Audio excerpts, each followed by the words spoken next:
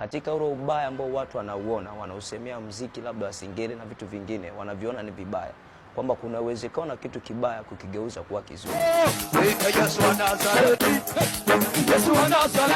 Jina langu naitwa Mwinjilisti Evod Madison.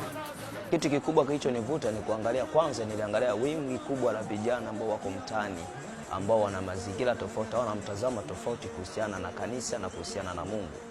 Kwa hiyo watu wengi wamejichanganya vijana katika mambo ya kidunia na mambo kama hayo, wakiona kama kuna ugumu fulani kumfikia Mungu. Sasa mimi ikaja wazo la kutumia njia ya uimbaji wa singeli, midundiko mahasi kama wao, kwa ajili ya kuwapata.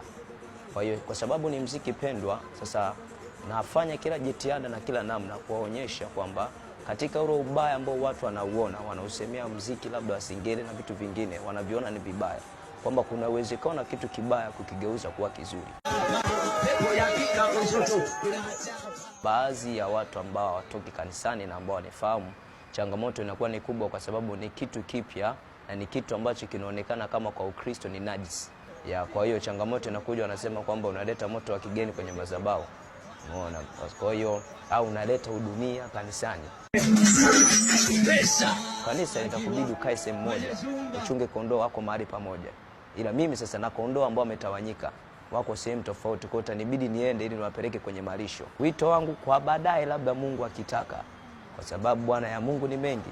Kama Mungu akitaka akinita kwenye calling ya uchungaji, na uweze nikawa. Ila sasa hivi ni mchungaji wa watu wasioenda ibadani na watu wasioenda kanisani.